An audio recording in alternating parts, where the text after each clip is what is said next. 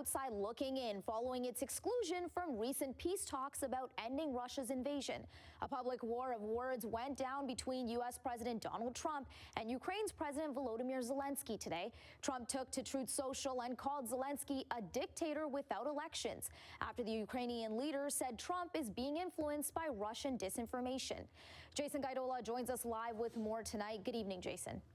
Good evening, Manisa. The verbal sparring and potential deterioration of their relationship unfolded when Trump suggested to American media yesterday that Ukraine is to blame for Russia's invasion of their country. I heard, oh, well, we weren't invited. Well, you've been there for 3 years. You should have ended it 3 years. You should have never started it. You could have made a deal.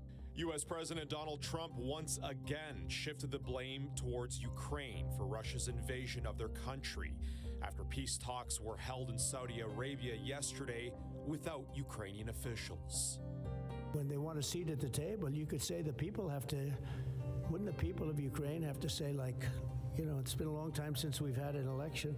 That's not a Russia thing. That's something coming from me and coming from many other countries also.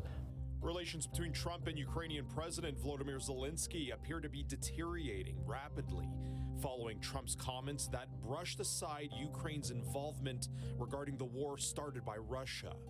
The escalating back and forth continued, with Trump calling for elections in Ukraine and claiming Zelenskyy's approval rating has dropped. I believe the United States helped Putin get out of many years of isolation. Unfortunately, President Trump, I have great respect for him as a leader of a nation that we have great respect for.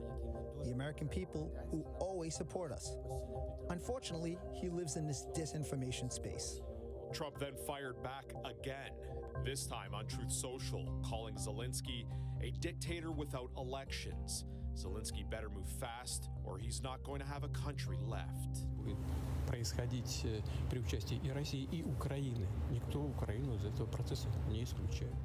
Russian President Vladimir Putin dismisses concerns about excluding Ukrainian diplomats yesterday, saying it was only done to increase trust between the Kremlin and the White House. But quite frankly, European help has been little to none. Without the U.S., Russia would be in Ukraine. It would be part of that. So, looking at it, I'm an optimist. Trump wants to end the fighting.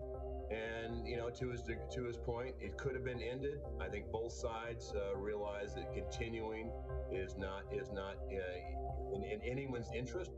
Kyiv believes terms of a potential peace deal are too favorable to Moscow. Security concerns also held by other Western allies. That is why Canada and our allies are unequivocal on standing up against Vladimir Putin's illegal, immoral, unjust violations of the international order. Prime Minister Justin Trudeau says he's meeting with European partners today. Meanwhile,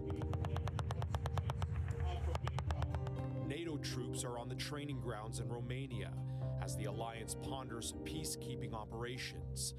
Also today, the UK military sent its defense minister and personnel to Norway, right near the Russian border. And our job as defense ministers is to put Ukraine in the strongest possible position going into any talks. And that means continuing to step up the military aid that we in Europe, alongside we argue to the States, needs to be maintained, because the maximum pressure on Putin is going to mean the maximum chance that he will negotiate seriously.